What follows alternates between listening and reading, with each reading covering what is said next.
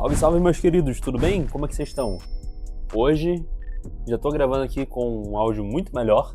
Descobri uma IA muito bacana para que, claro, melhore a qualidade dos vídeos, né? Vocês merecem. Mas continuando aqui o assunto, hoje eu vou ensinar a criar esse estilo aqui de checklist interativo muito bom para que você consiga estimular o usuário que está no teu site, no site do teu cliente, a vender mais com esse simples efeito aqui. Mas por quê? O que ele faz na verdade? É simples. Quando você está num site que mostra a tua proposta, os depoimentos, que já estimula muita coisa, você ver que as vozes que estão na minha cabeça me estimulando a comprar e tá aqui num checklist que eu vou marcar, ó, vamos fazer um checklist para ver se você quer vender mais esse ano. Então aqui são todas as vozes que tem na cabeça do teu cliente estimulando que ele compre. Isso daqui é meio que uma quebra de quarta parede. Então, obviamente, isso aqui vai estimular ele para ele vender mais. É óbvio, isso aqui o cliente vai adorar. Entendeu? Mesmo que seja de forma inconsciente. E eu vou te ensinar a criar isso hoje. O que a gente tem que fazer é muito simples.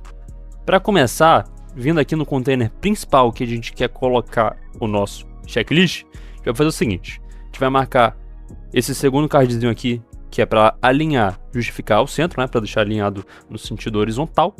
E isso vai garantir que deixe tudo organizadinho, beleza?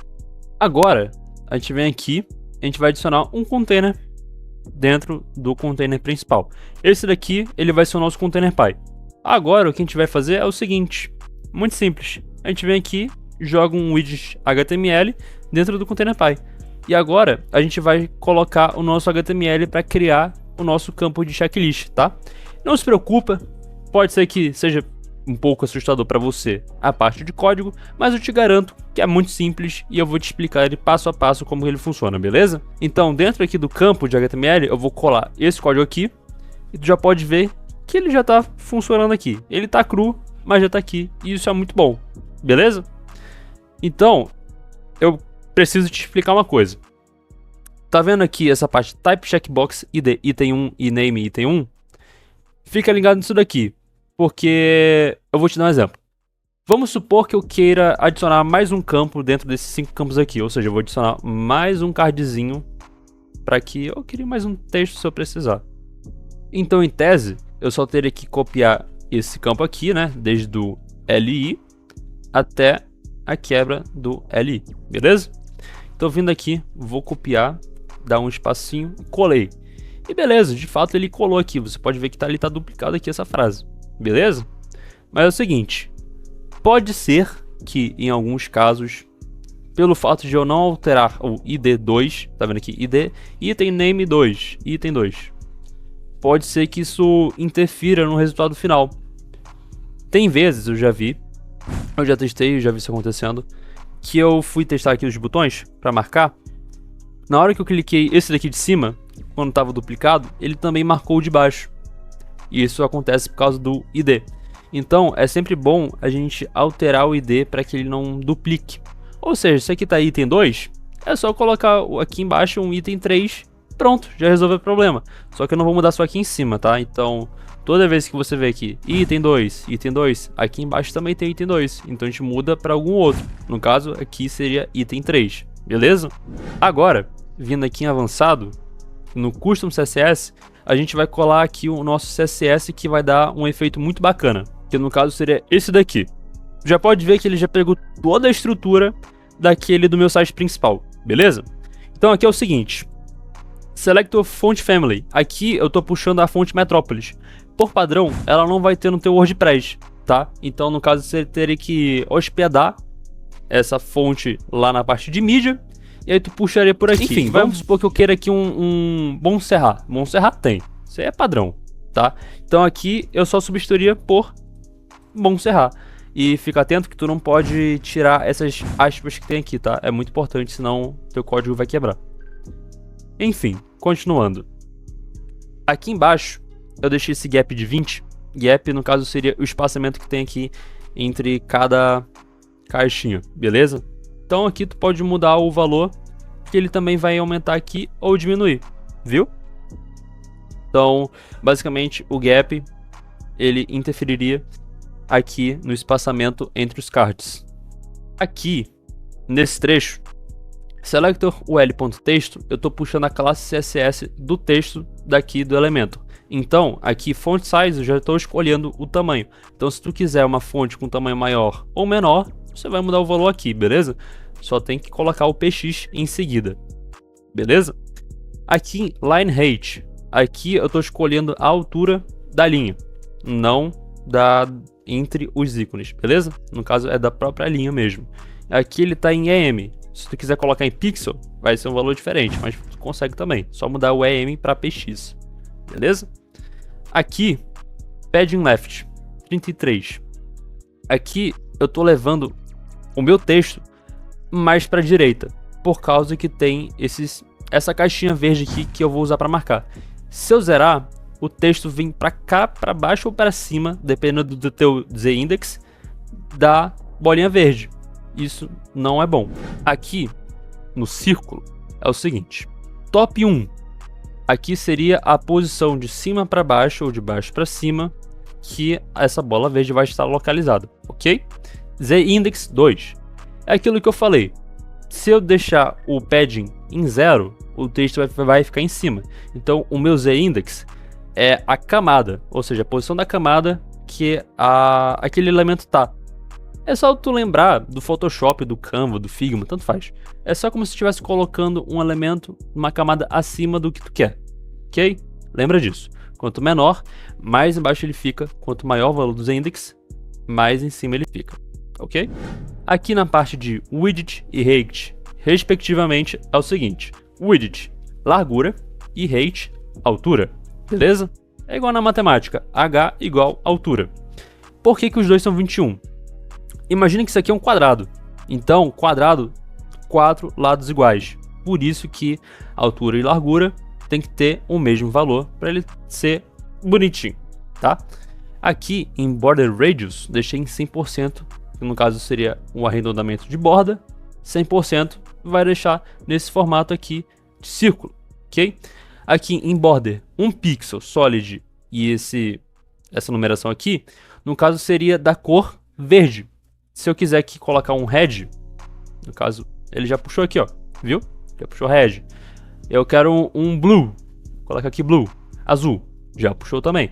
Só que eu posso ser mais específico. Eu posso colocar um hashtag seguido da numeração daquela cor que eu quero, que no caso seria esse verde.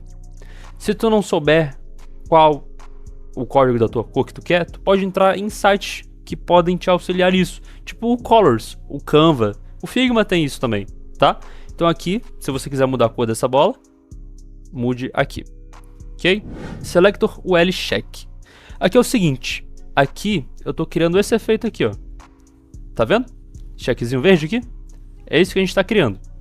Então é o seguinte, top e left. Aqui eu deixei posicionado já para centralizar aqui dentro desse círculo verde, tá? Então aqui tu não precisa mexer não, tá bem tranquilo. Aqui em stroke, no caso vai ser essa cor verde, que no caso é a mesma cor do círculo, beleza? Também não precisa mexer, a não ser que você queira adaptar para a cor do teu projeto. Aí sim eu recomendo. Aqui stroke widget, no caso seria a largura do checkzinho. Então se eu quiser deixar ela aqui mais grossa, lá ele, eu aumento aqui o valor. No caso deixei 3,5 e aqui ele já aumentou. Mas no caso vou deixar aquele padrãozinho porque foi o que mais me agradou, ok? Aqui eu coloquei um transition para ele criar uma animação em meio segundo, beleza? Simplesinho. Agora aqui, ó, Selector UL Input Checked. O que ele diz aqui? Quando ele tiver checado aqui, quando ele tiver marcado, ele vai realizar essa animação aqui, 0,5 segundos. Stroke Dash Offset. No caso seria para esse círculozinho aqui sumir. E ele vai sumir em... Cadê, meu Deus do céu? Cadê? Aqui em 0,5 segundos. Beleza? Aqui em Selector Position Absolute Top 50 Left 50, no caso seria para deixar ele centralizado tanto no sentido horizontal quanto no vertical. Porque se eu não deixar esse código aqui dentro do campo CSS, ele vai ficar bagunçado por mais que eu tenha configurado a posição aqui dentro do ContainerPy. Nem tudo tu vai conseguir deixar com a configuração da própria ferramenta, tá? Então é por isso que mexer com códigos é muito importante e vai deixar o teu trabalho num nível absurdo de bom, beleza? É por isso que eu sempre estimulo os meus alunos a aprenderem códigos CSS, HTML e JavaScript, porque esse é o principal para tu fazer um site muito bom, bonito e que de fato funcione. E aqui, para finalizar, selector UL input checked. Quando ele estiver marcado, seguindo o mesmo princípio daqui de cima, eu criei essa decoração de texto para que ele criasse essa linha aqui, né? Para deixar mais realista, por assim dizer. Isso aí fica opcional. Se tu não quiser, tu pode tirar, tá tranquilo.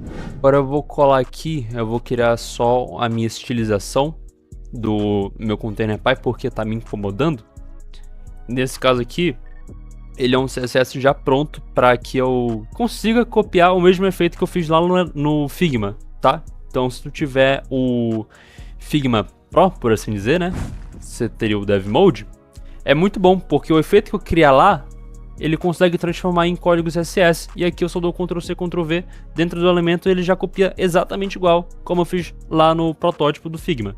Nesse caso, como eu não especifiquei a altura nem a largura dentro do código, eu posso escolher aqui manualmente. Então, vou deixar aqui em 59. Vou deixar aqui no valor de 450, por assim dizer, mais ou menos. Aí aqui, eu venho aqui em alinhar-se, ok? Para ele alinhar aqui no sentido horizontal. No caso, não seria no horizontal, seria no vertical. Então, atualizando aqui a nossa página principal, a gente já consegue ver que ele já puxou como eu queria. Seja a estilização do ContainerPy, quanto aqui o principal, né, que seria o checklist. E aqui quando a gente marca, já cria aqui o efeito de fade out na bolinha, já cria o stroke do nosso SVG, no caso seria o check. Também já coloca a linha no texto, ok? Então ele já está quase pronto, mas a gente ainda não criou aquele efeito de perspectiva em 3D. E eu vou te ensinar a criar ele agora.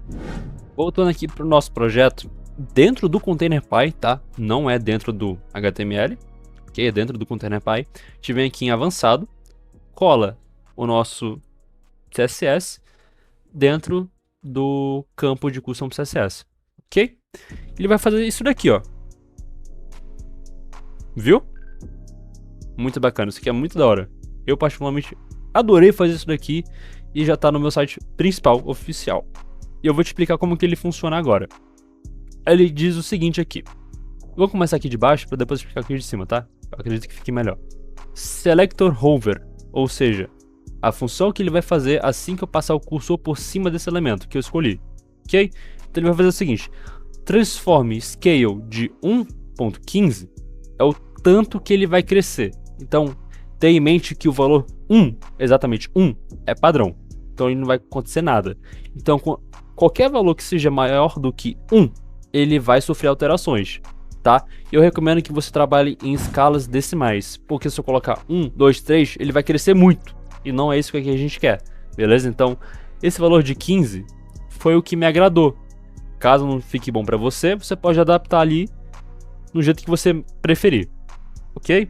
Então, translate Y vai ser o efeito de movimento que ele vai fazer ali na linha Y, tá? Lembra aqui do plano cartesiano, X e Y. Y, sentido vertical, X, sentido horizontal, tá? Então aqui, no caso, ele vai se mover um pouquinho para baixo, 5 pixels na linha Y, ok? Aqui em perspectiva 900 pixels. O que ele vai fazer? Eu vou deixar o valor em 0, vou exagerar mesmo aqui, para que vocês consigam entender muito bem como que ele fica. Deixei em 0, passei o hover, tá esticadaço, filho. Não dá para ler nada disso daqui, entendeu? Então, quanto maior o valor, por assim dizer, mais reto, mais legível ele vai ficar, tá? Então, deixar 900 aqui me agradou mais. Mas beleza, tu pode colocar mais, tipo 1200. 1200 já tá bom. Só que a gente quer um efeito 3D. Então a gente não vai deixar assim o número tão alto. Por isso que eu escolhi o 900. Para mim 900 fica muito bom. E Rotate X é um acompanhante desse Perspective, tá? Então sem Rotate X tu não vai ter esse efeito de 3D, tá? Então 15 degraus para mim já ficou bom. E aqui tu pode mudar o valor, por exemplo, para 55. Ele já muda. Vou deixar só 5. Eita, calma aí. Fiz algo importante agora. Eu tirei o valor de 5 degraus do parênteses. Ele não vai funcionar. Beleza? Então, bora aqui. Pronto. Já voltou a funcionar. Fica ligado nisso. Então, basicamente é isso que o Rotate X faz, tá? Vai ser o tanto de inclinação no sentido X que ele vai sofrer alteração. Mas no meu caso, eu acredito que o 15 já esteja bom pra mim, ok? E aqui em Box Shadow, tu vai ter um trabalhão se tu quiser mudar a cor, essa cor verde aqui, da sombra que ele faz embaixo, tá? Então, se tu tivesse o Figma no modo desenvolvedor, era só tu criar ali um efeito de sombra com a luz que tu quisesse, e ele conseguiria te dar esse efeito aqui, ok? Mas como é mais difícil, eu vou mudar para vocês, vou deixar o link na descrição, tá, dos códigos. Você pode deixar desse jeito que tá aqui, como eu escolhi, e adaptando as cores no estilo RGBA, que é como tá aqui. Ou você pode colocar um código simples, só que a tua sombra também vai ficar mais simples, tá? Então, é aquilo, tu vai ter trabalhos dos dois jeitos. Tu vai escolher a cruz que tu vai carregar. Agora, vindo aqui para essa parte de cima do código, eu tô dizendo o seguinte: Transition, Transform 1.3. O Transform seria pegar isso daqui, tá? Toda essa parte do Transform. Então ele tá dizendo o que pra mim? Toda essa parte do Transform, que tem o Scale, Translate Y, Perspective e Rotate X, ele vai realizar essa animação com 1.3 segundos, para deixar mais suave. Porque se eu tirar isso daqui e deixar ele em 0, ele vai acontecer assim no cru. Vai ficar horrível. Por isso que eu gosto de deixar esse efeito de transição para ficar algo mais agradável, mais suave, ok? E aqui, continuando a transição, aqui na parte de baixo, Box Shadow, 1.3 segundos, para fazer a mesma coisa. Quando eu tiro o efeito de hover e quando eu coloco o efeito de hover, ele vai aparecer e sumir de forma suave. Porque, mais uma vez, se eu tirar o tempo aqui da transição, vai ficar horrível, vai ficar assim, duraço. E não é o que a gente quer. Eu achei que aqui ele ficou muito curto, certo? Então, pra gente mexer aqui na largura do checkbox, a gente vem aqui em avançado. Aqui embaixo a gente vem em largura. A gente muda de padrão para personalizado. Aqui eu já escolhi um valor. Achei que ficou ok. Dá pra gente melhorar. Eu vou deixar... 68? Não, acho que é mais. Aqui, mais, beleza. 61. Bom, ficou bom. Aqui a gente só faz publicar. A gente visualiza aqui o nosso ponto. E é sucesso, filho. Sucesso. Ok? Bora esperar ele atualizar aqui. Atualizou. Pronto. Assim tu já tem esse teu efeito de checkbox. Pronto. Foi bem simples, não foi? Então, bora ver aqui. Só testar se todos estão funcionando. 1, 2, 3, 4, 5. Tá tudo funcionando perfeitamente. Então é isso, galera. Deixa o teu like aí. Acredito que eu mereço. Te ajudei a criar um efeito muito bacana que vai te ajudar a vender mais. Então, por isso que eu te peço like, compartilha com teu amigo, compartilha com quem tu conhece que saiba que vai gostar desse tipo de conteúdo para Elementor e me segue para não perder nenhum conteúdo daqui para frente, beleza? Falou, pessoal, um abraço.